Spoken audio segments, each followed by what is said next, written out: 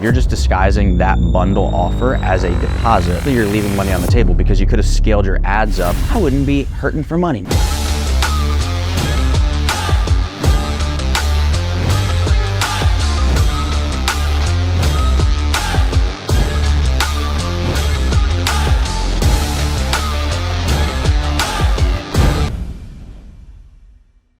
What's going on, everybody? Welcome back to another episode of Money Mondays. My name is Brandon Burns, and today I'm going to be walking you through the step-by-step sequence of events that you must execute in order to have a successful online summit or virtual event.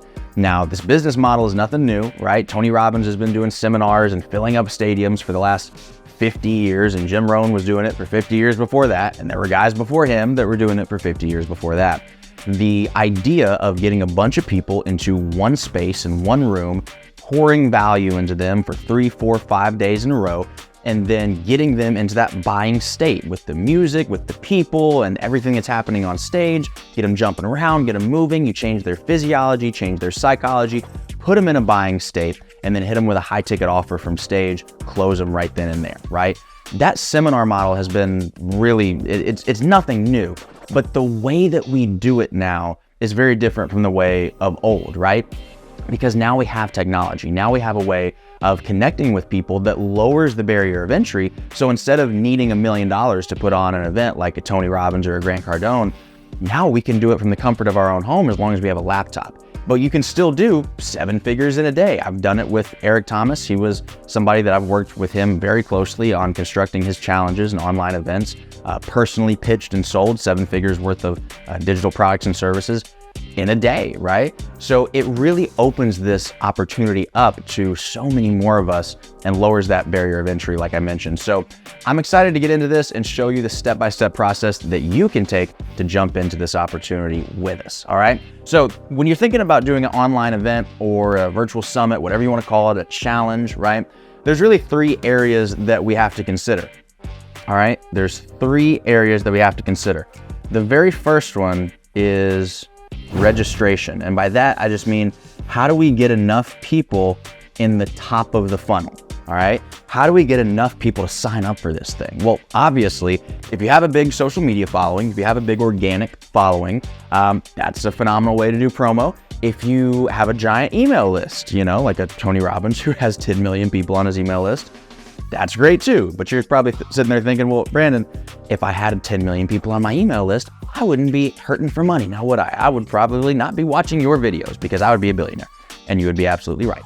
But there are ways around that, okay? So obviously, whatever following you do have, whatever email list you do have, no matter how small, market to that because those are going to be your most warm audience.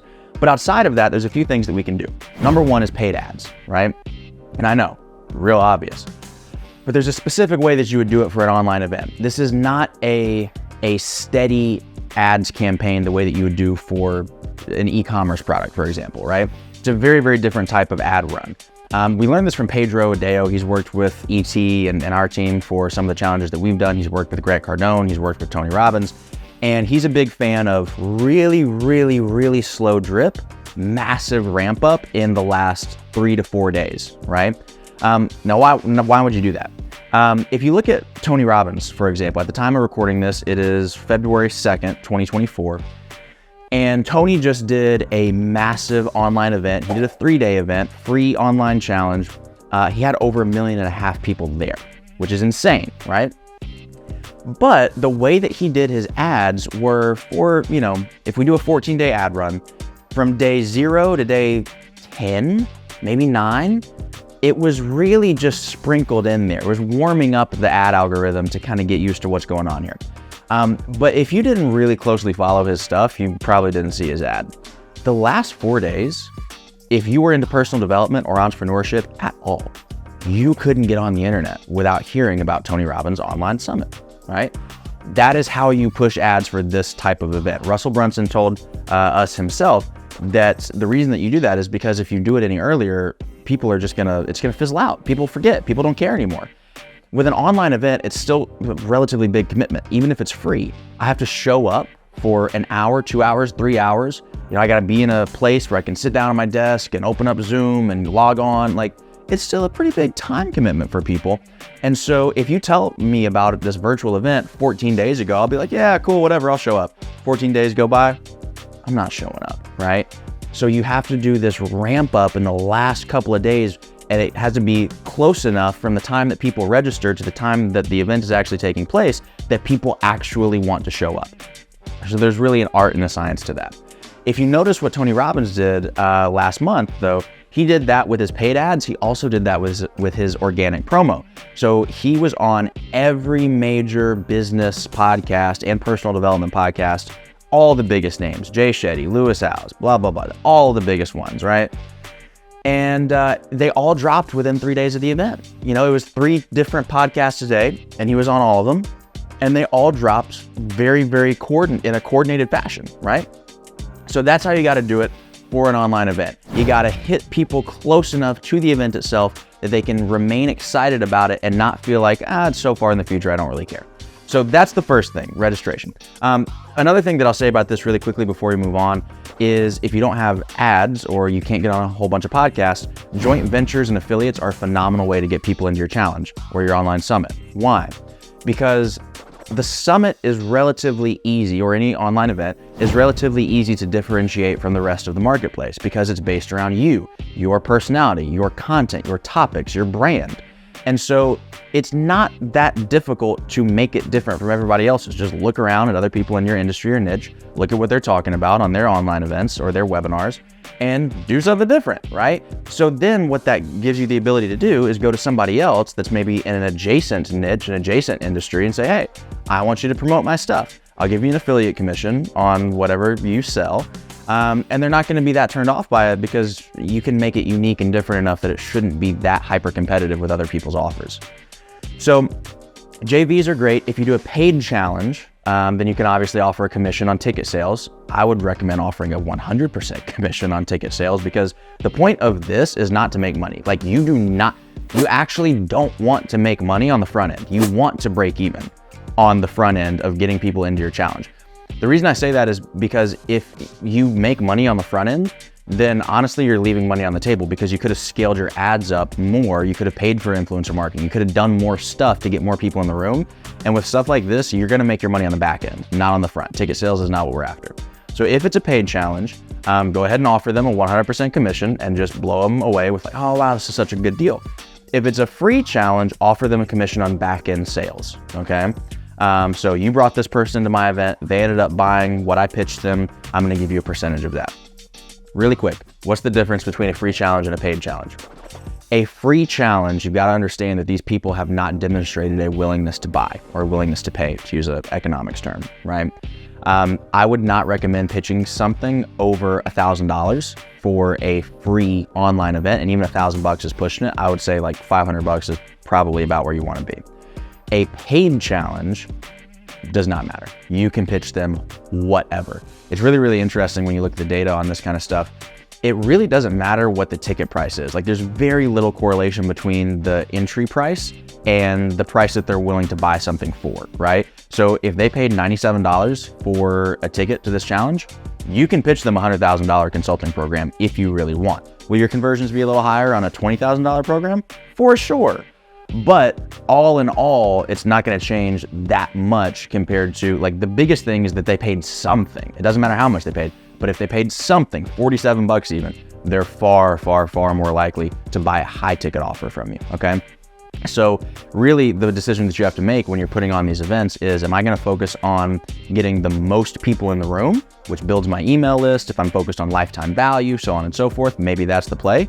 Or am I trying to get a big payday right now? If that's the case, then probably go for a paid challenge. Still low ticket entry point, but your willingness to buy on the back end is going to be so much higher.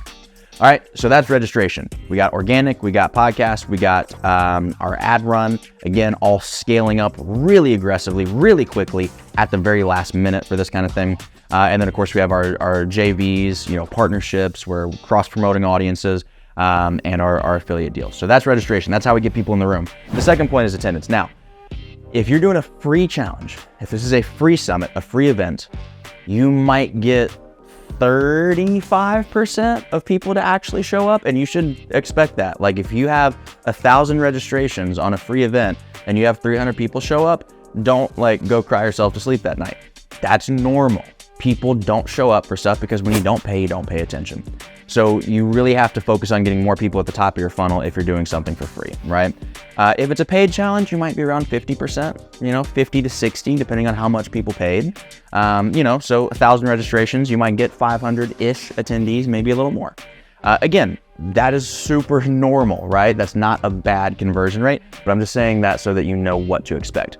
Now, the question is, how do we boost this attendance rate the absolute most? Because without this, I can't pitch you anything because you're not in the room, right? I can't really work on lifetime value with you because you're not getting value from me because you're not in the room.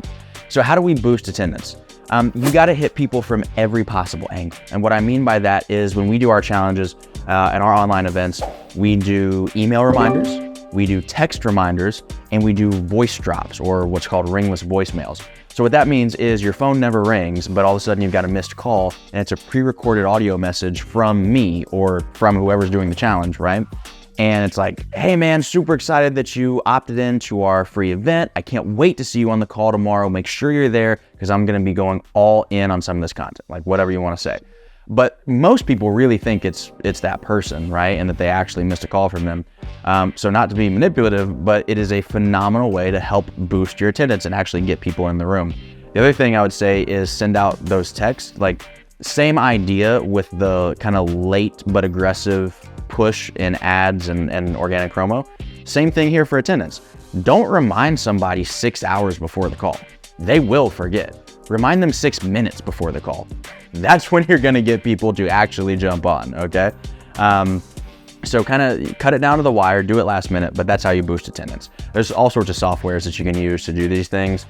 Go High Level is a great one. But there's a bunch of different things that will allow you to send out some of those reminders. So yeah, that's how you get people to show up. Now, how do we actually do this? I'm just gonna call this fulfillments, meaning how do we pull this thing off? How do we actually do it? What I'm gonna show you is, well, I'm just gonna show you both, okay?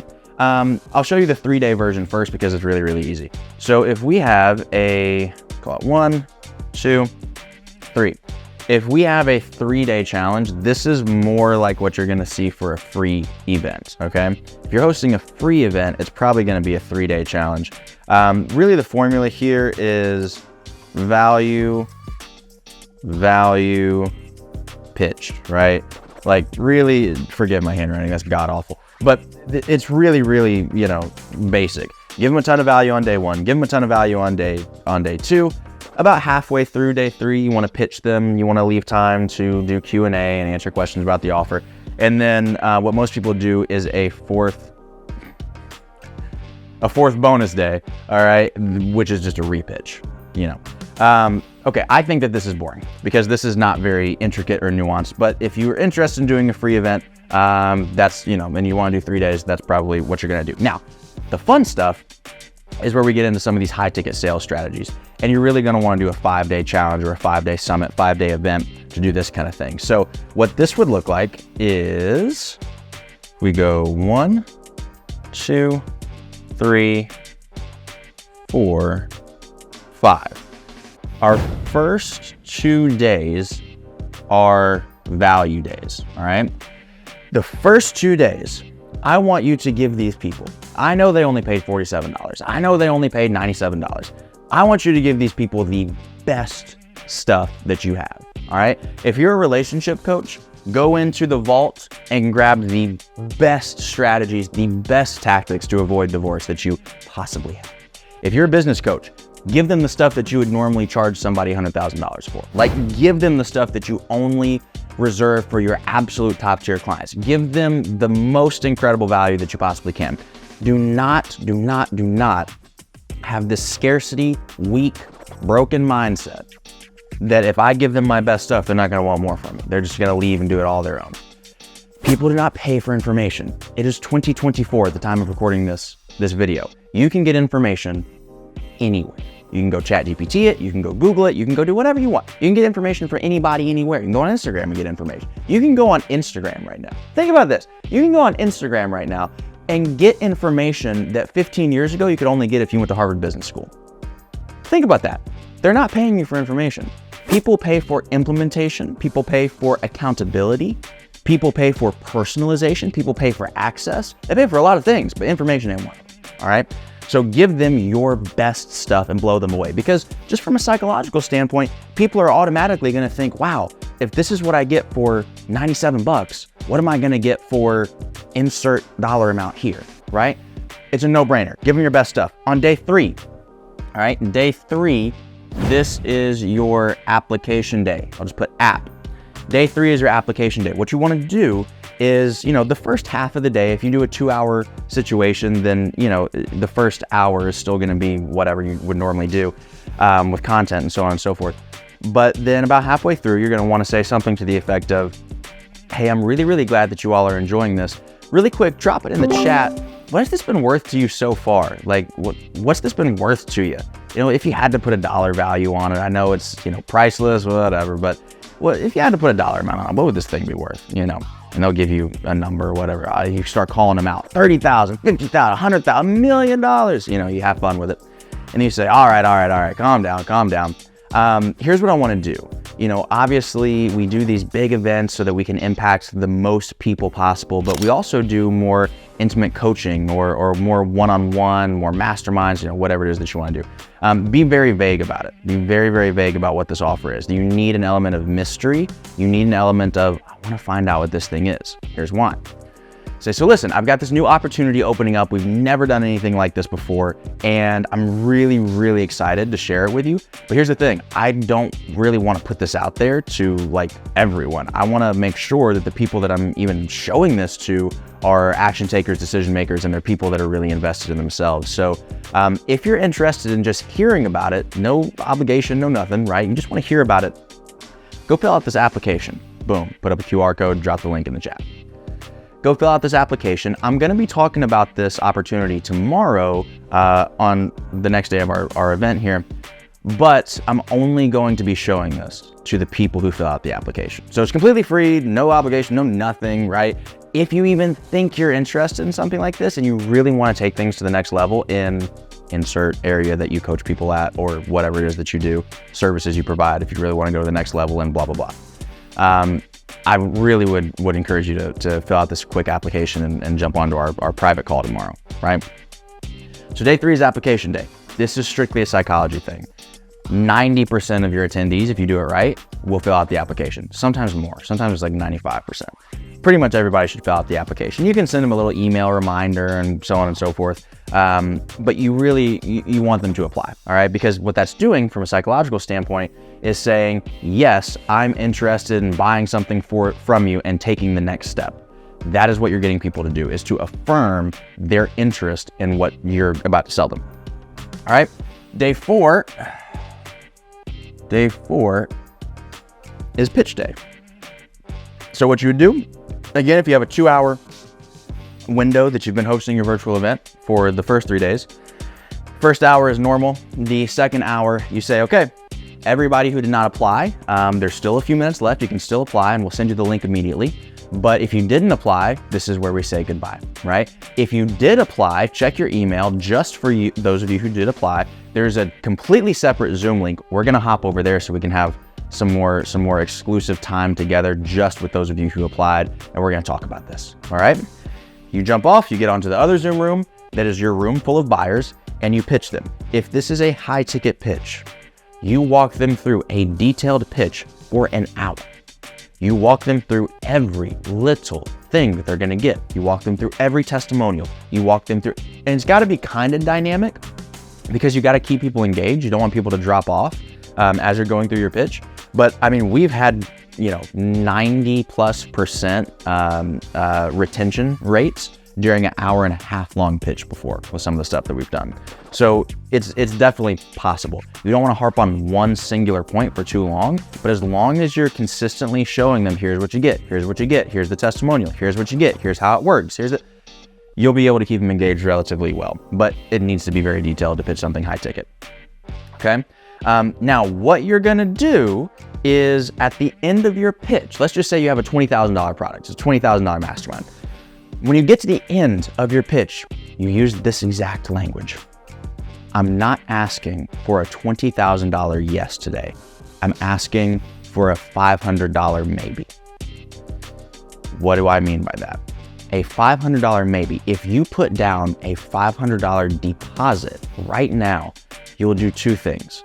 One, you will lock in your ability to purchase this mastermind, the $20,000 thing, the high ticket thing. You will lock in your spot so nobody can steal it. So it won't fill up and you will be left out. You're gonna lock in your spot. And two, you're gonna get this bundle. And really what you're doing is you're selling, like, you know, back in the day where people would do these webinars and they'd sell like a $2,000 product or a $1,000 product. And I just made the number 500 up. You can do a $1,000 deposit, a $2,000 deposit. Depending on how expensive your thing is, the bigger the deposit should be, right? So 500 is probably a little bit low. For a $20,000 product, I would say between $1,000 and $2,000. But you know, back in the day when people would do these webinars and they'd sell a $2,000 thing at the back end of the webinar, that's low key what you're doing. We are disguising a $1,000 to $2,000 bundle of products, usually digital products, courses, a little bit of coaching, maybe a ticket to another one of your events, whatever. You're just disguising that bundle offer as a deposit for a bigger offer, okay? You will collect a lot of cash from this because people are gonna wanna lock in their spot for the big thing that you're pitching and selling. So you say, no matter what, even if you don't get approved for funding, even if you can't come up with the rest of it, no matter what, if you just put this deposit down, you save your spot, you get preferred access to this thing, and you get all these other things in this deposit bundle, right? Then what you do is when you create your funnel for this kind of thing, your deposit page, obviously you should highlight that bundle that they're getting no matter what. And that's why it's not a $20,000 yes, it's an X dollar maybe. Great thing to say. The very next page should prompt them to apply for financing, right? So if they are not able to pay 20 grand up front for your high ticket product, then you have a little button on there on the thank you page that just says click here to apply for whatever consumer financing company that you work with. We had another video on consumer financing earlier. Go check that out if you're not sure how that works. But basically it allows you to get paid up front for them to pay over time. You can always do in-house financing, but it becomes a little bit of a debt collection agency because people's payments fail and then you got to kick them out and then you got to manage that and then you got to go after them for the payment, and it's a little bit of a mess. Some people are going to be able to pay for it up front, so you should also have an option on that on there, right? So that's more or less how that works. You collect the deposit, you give them a bundle offer upfront for the deposit, and then you figure out a way to finance them on the rest, whether you do in-house financing, consumer financing, or if they can just pay it. Day 5 is extra value and then a plus repitch. Here's the way that I do this. It's the way that I've seen work the best. It's the way that I like, but people have done it different ways. I do a hard repitch on day 5. I walk them through the entire offer a little bit more accelerated. So maybe like a 20 or 30 minute pitch instead of an hour and a half pitch, but I walk them through the whole thing again. And I really push, like, you need to buy this, hard repitch. Then on day 6, but Brandon, I thought it was a 5-day challenge. It is a 5-day challenge. Don't tell anybody about this until day 5. Day 5 rolls around and you say, hey, you know what? This has been so much fun and so jam-packed with value. I don't want it to end. I think we should would you guys be down to just jump on like casually one more time tomorrow? One time for the one time? Can we do it tomorrow? Like, yes, let's please do it, right? So we call it the after party, you call it, whatever you want to call it. But day 6, what I do here is like a soft repitch. And you want to, like, this is the day you want to make people fall in love with you. So Myron Golden is really, really good at this. What he does, because he does business coaching from a biblical perspective, and it's really cool. The first 5 days is just straight like business advice with a little bit of his own stuff sprinkled in. Day 6 is church. Like he takes you to church on day 6, and at the very end is like, hey, if this is where our relationship ends, I'm so thankful that you trusted me along this process for the last 6 days. If you'd like, we still have a few spots open for this mastermind coaching product, whatever it is. And here's the link for it. Super, super soft repitch, but they just fell in love with him because he just took them to church for the last hour and a half. I love that. So whatever you do on day 6, don't make it like a really professional type of vibe. Make this more about who you are, make people fall in love with you, because you already tried to make them fall in love with the offer here. If they're not, make them fall in love with you and then just softly say, hey, by the way, this offer's still on the table. That's pretty much it, y'all. That's it. Registration get people in the room, right? So top of the funnel, get people to show up, and then this is the way that you do it. Massive value, apply on day 3, pitch day 4, repitch day 5, after party day 6, make them fall in love with you. That's how you make a whole bunch of money with an online event. So I hope that you enjoyed that. I hope that it was valuable for you and that you got a lot out of that and you have some clarity on what to do and how to do it if you want to do your online event. You want to break into this industry and this business model. It's a ton of fun. It allows you to impact a whole bunch of people, and you can definitely make a very, very, very good living off of doing it. So I appreciate you watching this. If you got value from this video, please do me a huge favor, share this channel with somebody else that you feel would get value from it. And I'll see you on the next one. Peace.